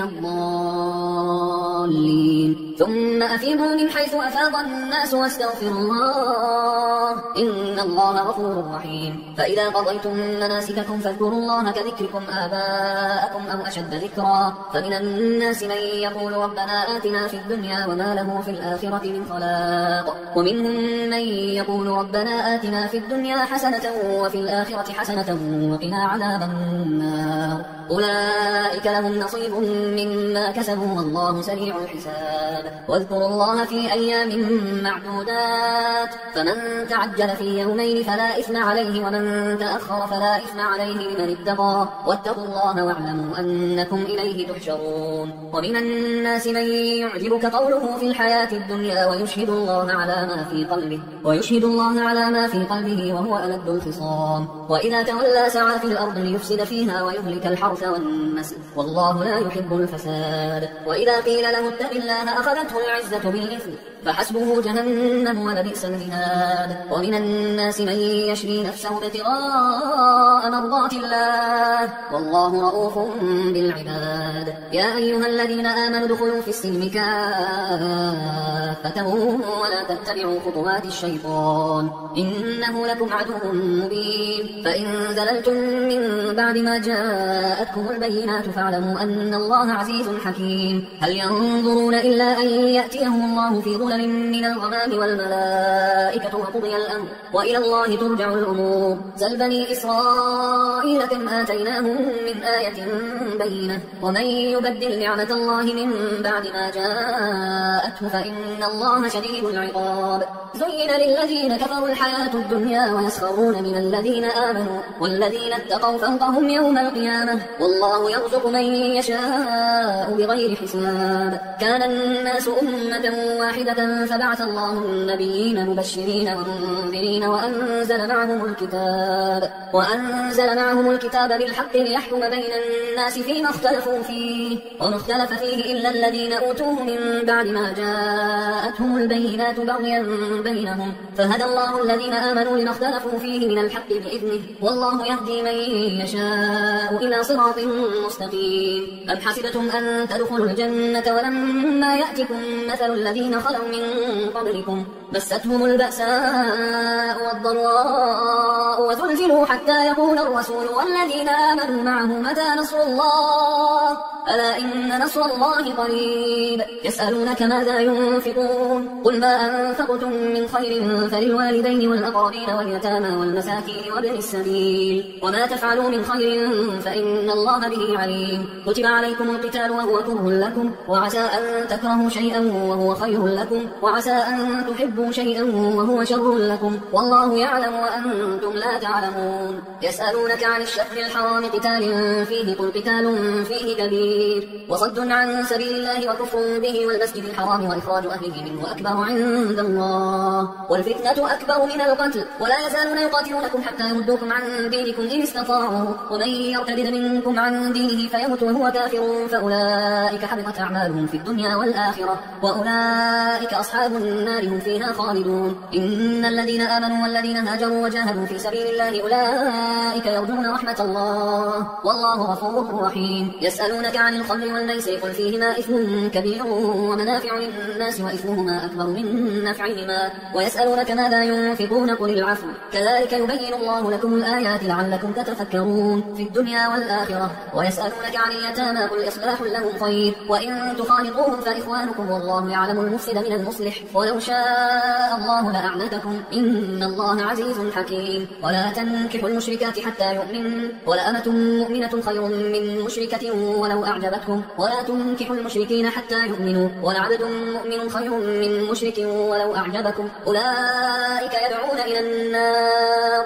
والله يدعو إلى الجنة والمغفرة بإذنه ويبين آياته للناس لعلهم يتذكرون ويسألونك عن المحيض قل هو أذى فاعتزلوا النساء في المحيض ولا تقربوهن حتى يطهرن فإذا تطهرن فأتوهن من حيث أمركم الله إن الله يحب التوابين ويحب المتطهرين نساؤكم حرث لكم فأتوا حرثكم أنى شئتم وقدموا لأنفسكم واتقوا الله واعلموا أنكم ملاقوه وبشر المؤمنين ولا تجعلوا الله عرضة لأيمانكم أن تبروا وتتقوا وتصلحوا بين الناس والله سميع عليم لا يؤاخذكم الله باللغو في أيمانكم ولكن يؤاخذكم بما كسبت قلوبكم والله غفور حليم للذين يؤلون من نسائهم تربص 4 أشهر فإن فاءوا فإن الله غفور رحيم وإن عزموا الطلاق فإن الله سميع عليم والمطلقات يتربصن بأنفسهن 3 قروء ولا يحل لهن أن يكتمن ما خلق الله في أرحامهن إن كن يؤمن بالله واليوم الآخر وبعولتهن أحق بردهن في ذلك إن أرادوا إصلاحا ولهن مثل الذي عليهن بالمعروف وللرجال عليهن درجة والله عزيز حكيم الطلاق 2 مرتان فإمساك بمعروف أو تسريح بإحسان ولا يحل لكم أن تأخذوا مما آتيتموهن شيئا إلا أن يخافا ألا يقيما حدود الله فإن خفتم ألا يقيما حدود الله فلا جناح عليهما فيما افتدت به تلك حدود الله فلا تعتدوها ومن يتعد حدود الله فأولئك هم الظالمون فإن طلقها فلا تحل له من بعد حتى تنكح زوجا غيره فإن طلقها فلا جناح عليهما أن يتراجعا إن ظنا أن يقيما حدود الله وتلك حدود الله يبينها لقوم يعلمون وإذا طلقتم النساء فبلغن أجلهن فأمسكوهن بمعروف أو سرحوهن بمعروف ولا تمسكوهن ضرارا لتعتدوا ومن يفعل ذلك فقد ظلم نفسه ولا تتخذوا آيات الله هزوا واذكروا نعمة الله عليكم وما أنزل عليكم من الكتاب والحكمة يعظكم به واتقوا الله واعلموا أن الله بكل شيء عليم وإذا طلقتم النساء فبلغن أجلهن فلا تعضلوهن أن ينكحن أزواجهن إذا تراضوا بينهم بالمعروف ذلك يوعظ به من كان منكم يؤمن بالله واليوم الآخر ذلكم أزكى لكم وأطهر والله يعلم وأنتم لا تعلمون والوالدات يرضعن أولادهن حولين كاملين لمن أراد أن يتم الرضاعة وعلى المولود له رزقهن وكسوتهن بالمعروف لا تكلف نفس إلا وسعها لا تضار والدة بولدها ولا مولود له بولده وعلى الوارث مثل ذلك فإن أرادا فصالا عن تراض منهما وتشاور فلا جناح عليهما وإن أردتم أن تسترضعوا أولادكم فلا جناح عليكم إذا سلمتم ما آتيتم بالمعروف واتقوا الله واعلموا أن الله بما تعملون بصير والذين يتوفون منكم ويذرون أزواجا يتربصن بأنفسهن 4 أشهر و10 فإذا بلغن أجلهن فلا جناح عليكم فيما فعلن في أنفسهن بالمعروف والله بما تعملون خبير ولا جناح عليكم فيما عرضتم به من خطبة النساء أو أكننتم في أنفسكم علم الله أنكم ستذكرونهن ولكن لا تواعدوهن سرا إلا أن تقولوا قولا معروفا ولا تعزموا عقدة النكاح حتى يبلغ الكتاب أجله واعلموا أن الله يعلم ما في أنفسكم فاحذروه واعلموا أن الله غفور حليم لا جناح عليكم إن طلقتم النساء ما لم تمسوهن أو تفرضوا لهن فريضة ومتعوهن على الموسع قدره وعلى المقتر قدره متاعا بالمعروف حقا على المحسنين وإن طلقتموهن من قبل أن تمسوهن وقد فرضتم لهن فريضة فنصف ما فرضتم إلا أن يعفون أو يعفو الذي بيده عقدة النكاح وأن تعفوا أقرب للتقوى ولا تنسوا الفضل بينكم إن الله بما تعملون بصير حافظوا على الصلوات وأقيموا الصلاة الوسطى وقوموا لله قانتين. فإن خفتم فرجالا أو ركبانا فإذا أمنتم فاذكروا الله كما علمكم ما لم تكونوا تعلمون. والذين يتوفون منكم ويذرون أزواجا وصية لأزواجهم متاعا إلى الحول غير إخراج، فإن خرجن فلا جناح عليكم فيما فعلن في أنفسهن من معروف والله عزيز حكيم. وللمطلقات متاع بالمعروف حقا على المتقين، كذلك يبين الله لكم آياته لعلكم تعقلون. ألم تر إلى الذين خرجوا من ديارهم وهم ألوف حذر الموت فقال لهم الله موتوا ثم أحياهم إن الله لذو فضل على الناس ولكن أكثر الناس لا يشكرون. وقاتلوا في سبيل الله واعلموا أن الله سميع عليم. من ذا الذي يقرض الله قرضا حسنا فيضاعفه له أضعافا كثيرة والله يقبض ويبسط وإليه ترجعون. ألم تر إلى الملأ من بني إسرائيل من بعد موسى إذ قالوا لنبي له ابعث لنا ملكا نقاتل في سبيل الله قال هل عسيتم إن كتب عليكم القتال ألا تقاتلوا قالوا وما لنا ألا نقاتل في سبيل الله وقد أخرجنا من ديارنا وأبنائنا فلما كتب عليهم القتال تولوا إلا قليلا منهم والله عليم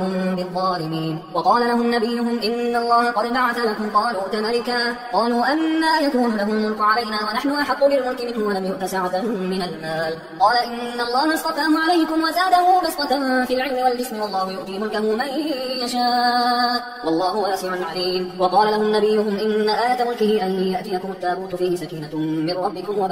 وبقية مما ترك آل موسى وآل هارون تحمله الملائكة إن في ذلك لآية لكم إن كنتم مؤمنين. فلما فصل طالوت بالجنود قال إن الله مبتليكم بنهر فمن شرب منه فليس مني ومن لم يطعمه فإنه مني إلا من اغترف غرفة بيده فشربوا منه إلا قليلا منهم. فلما جاوزه هو والذين آمنوا معه قالوا لا طاقة لنا اليوم بجالوت وجنوده قال الذين يظنون أنهم ملاقوا الله كم من فئة قليلة غلبت فئة كثيرة بإذن الله والله مع الصابرين. ولما برزوا لجالوت وجنوده قالوا ربنا أفرغ علينا صبرا وثبت أقدامنا وانصرنا على القوم الكافرين فهزموهم بإذن الله. وقتل داود جالوت وآتاه الله الملك والحكمة وعلمه مما يشاء ولولا دفع الله الناس بعضهم ببعض لفسدت الأرض ولكن الله ذو فضل على العالمين. تلك آيات الله نتلوها عليك بالحق وإنك لمن المرسلين. تلك الرسل فضلنا بعضهم على بعض منهم من كلم الله ورفع بعضهم درجات وآتينا عيسى ابن مريم البينات وأيدناه بروح القدس ولو شاء الله ما اقتتل الذين من بعدهم من بعد ما جاءتهم البينات ولكن اختلفوا فمنهم من آمن ومنهم من كفر ولو شاء الله ما اقتتلوا ولكن الله يفعل ما يريد. يا أيها الذين آمنوا أنفقوا مما رزقناكم من قبل أن يأتي يوم لا بيع فيه ولا خلة ولا شفاعة والكافرون هم الظالمون. الله لا إله إلا هو الحي القيوم لا تأخذه سنة ولا نوم له ما في السماوات وما في الأرض من ذا الذي يشفع عنده إلا بإذنه يعلم ما بين أيديهم وما خلفهم ولا يحيطون بشيء من علمه إلا بما شاء وسع كرسيه السماوات والأرض ولا يؤوده حفظهما وهو العلي العظيم. لا إكراه في الدين قد تبين الرشد من الغي فمن يكفر بالطاغوت ويؤمن بالله فقد استمسك بالعروة الوثقى لا انفصام لها والله سميع عليم. الله ولي الذين آمنوا يخرجهم من الظلمات إلى النور والذين كفروا أولياءهم الطاغوت يخرجونهم من النور إلى الظلمات أولئك أصحاب النار هم فيها خالدون. ألم تر إلى الذي حاج إبراهيم في ربه أن آتاه الله الملك إذ قال إبراهيم ربي الذي يحيي ويميت قال أنا أحيي وأميت قال إبراهيم فإن الله يأتي بالشمس من المشرق فأت بها من المغرب فبهت الذي كفر والله لا يهدي القوم الظالمين. أو كالذي مر على قرية وهي خاوية على عروشها قال أنى يحيي هذه الله بعد موتها فأماته الله 100 عام ثم بعثه قال كم لبثت قال لبثت يوما أو بعض يوم قال بل لبثت 100 عام فانظر إلى طعامك وشرابك لم يتسنه وانظر إلى حمارك ولنجعلك آية للناس وانظر إلى العظام كيف ننشفها ثم نكسوها لحما فلما تبين له قال أعلم أن الله على كل شيء قدير. وإذ قال إبراهيم رب أرني كيف تحيي الموتى قال أولم تؤمن قال بلى ولكن ليطمئن قلبي قال فخذ 4 من الطير فصرهن إليك ثم اجعل على كل جبل منهن جزءا ثم ادعهن يأتينك سعيا واعلم أن الله عزيز حكيم. مثل الذين ينفقون أموالهم في سبيل الله كمثل حبة أنبتت 7 سنابل في كل سنبلة 100 حبة والله يضاعف لمن يشاء والله واسع عليم. الذين ينفقون أموالهم في سبيل الله ثم لا يتبعون ما أنفقوا منا ولا أذى لهم أجرهم عند ربهم ولا خوف عليهم ولا هم يحزنون. قول معروف ومغفرة خير من صدقة يتبعها أذى والله غني حليم. يا أيها الذين آمنوا لا تبطلوا صدقاتكم بالمن والأذى كالذي ينفق ماله رئاء الناس ولا يؤمن بالله واليوم الآخر فمثله كمثل صفوان عليه تراب فأصابه وابل فتركه صلدا لا يقدرون على شيء مما كسبوا والله لا يهدي القوم الكافرين. ومثل الذين ينفقون أموالهم ابتغاء مرضات الله وتثبيتا من أنفسهم كمثل جنة بربوة أصابها وابل فآتت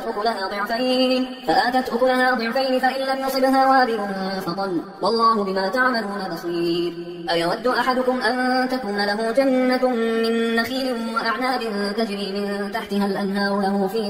له فيها من كل الثمرات وأصابه الكبر وله ذرية ضعفاء فأصابها إعصار فيه نار فاحترقت كذلك يبين الله لكم الآيات لعلكم تتفكرون. يا أيها الذين آمنوا أنفقوا من طيبات ما كسبتم ومما أخرجنا لكم من الأرض ولا تيمموا الخبيث منه تنفقون ولستم بآخذيه إلا أن تغمضوا فيه واعلموا أن الله غني حميد. الشيطان يعدكم الفقر ويأمركم بالفحشاء والله يعدكم مغفرة منه وفضلا والله واسع عليم. يؤتي الحكمة من يشاء ومن يؤت الحكمة فقد أوتي خيرا كثيرا وما يذكر إلا أولو الألباب. وما أنفقتم من نفقة أو نذرتم من نذر فإن الله يعلمه وما للظالمين من أنصار. إن تبدوا الصدقات فنعما هي وإن تخفوها وتؤتوها الفقراء فهو خير لكم ويكفر عنكم من سيئاتكم والله بما تعملون خبير. ليس عليك هداهم ولكن الله يهدي من يشاء. وما تنفقوا من خير فلأنفسكم وما تنفقون إلا ابتغاء وجه الله وما تنفقوا من خير يوفى إليكم وأنتم لا تظلمون. للفقراء الذين أحصروا في سبيل الله لا يستطيعون ضربا في الأرض يحسبهم الجاهل أغنياء من التعفف تعرفهم بسيماهم لا يسألون الناس إلحافا وما تنفقوا من خير فإن الله به عليم. الذين ينفقون أموالهم بالليل والنهار سرا وعلانية فلهم أجرهم عند ربهم ولا خوف عليهم ولا هم يحزنون. الذين يأكلون الربا لا يقومون إلا كما يقوم الذي يتخبطه الشيطان من المس ذلك بأنهم قالوا إنما البيع مثل الربا وأحل الله البيع وحرم الربا. فمن جاءه موعظة من ربه فانتهى فله ما سلف وأمره إلى الله ومن عاد فأولئك أصحاب النار هم فيها خالدون. يمحق الله الربا ويربي الصدقات والله لا يحب كل كفار أثيم. إن الذين آمنوا وعملوا الصالحات وأقاموا الصلاة وآتوا الزكاة لهم أجرهم عند ربهم ولا خوف عليهم ولا هم يحزنون. يا أيها الذين آمنوا اتقوا الله وذروا ما بقي من الربا إن كنتم مؤمنين فإن لم تفعلوا فأذنوا بحرب من الله ورسوله وإن تبتم فلكم رؤوس أموالكم لا تظلمون ولا تظلمون. وإن كان ذو عسرة فنظرة إلى ميسرة وأن تصدقوا خير لكم إن كنتم تعلمون. واتقوا يوما ترجعون فيه إلى الله ثم توفى كل نفس ما كسبت وهم لا يظلمون. يا أيها الذين آمنوا إذا تداينتم بدين إلى أجل مسمى فاكتبوه وليكتب بينكم كاتب بالعدل ولا يأبى كاتب أن يكتب كما علمه الله فليكتب وليملل الذي عليه الحق وليتق الله ربه ولا يبخس منه شيئا. فإن كان الذي عليه الحق سفيها أو ضعيفا أو لا يستطيع أن يمله فليملل وليه بالعدل واستشهدوا شهيدين من رجالكم فإن لم يكونا رجلين فرجل وامرأتان اثنان ممن ترضون من الشهداء أن تضل إحداهما فتذكر إحداهما الأخرى ولا يأبى الشهداء إذا ما دعوا ولا تسأموا أن تكتبوه صغيرا أو كبيرا إلى أجله ذلكم أقسط عند الله وأقوم للشهادة وأدنى أن لا ترتابوا إلا أن تكون تجارة حاضرة تديرونها بينكم فليس عليكم جناح ألا تكتبوها وأشهدوا إذا تبايعتم ولا يضار كاتب ولا شهيد وإن تفعلوا فإنه فسوق بكم واتقوا الله ويعلمكم الله والله بكل شيء عليم وإن كنتم على سفر ولم تجدوا كاتبا فرهان مقبوضة فإن أمن بعضكم بعضا فليؤدي الذي اؤتمن أمانته وليتق الله ربه ولا تكتموا الشهادة ومن يكتمها فإنه آثم قلبه والله بما تعملون عليم لله ما في السماوات وما في الأرض وإن تبدوا ما في أنفسكم أو تخفوه يحاسبكم به الله فيغفر لمن يشاء ويعذب من يشاء والله على كل شيء قدير آمن الرسول بما أنزل إليه من ربه والمؤمنون كل آمن بالله وملائكته وكتبه ورسله لا نفرق بين أحد من رسله وقالوا سمعنا وأطعنا غفرانك ربنا وإليك المصير لا يكلف الله نفسا إلا وسعها لها ما كسبت وعليها ما اكتسبت ربنا لا تؤاخذنا إن نسينا أو أخطأنا ربنا ولا تحمل علينا إصرا كما حملته على الذين من قبلنا ربنا ولا تحملنا ما لا طاقة لنا به واعف عنا واغفر لنا وارحمنا أنت مولانا فانصرنا على القوم الكافرين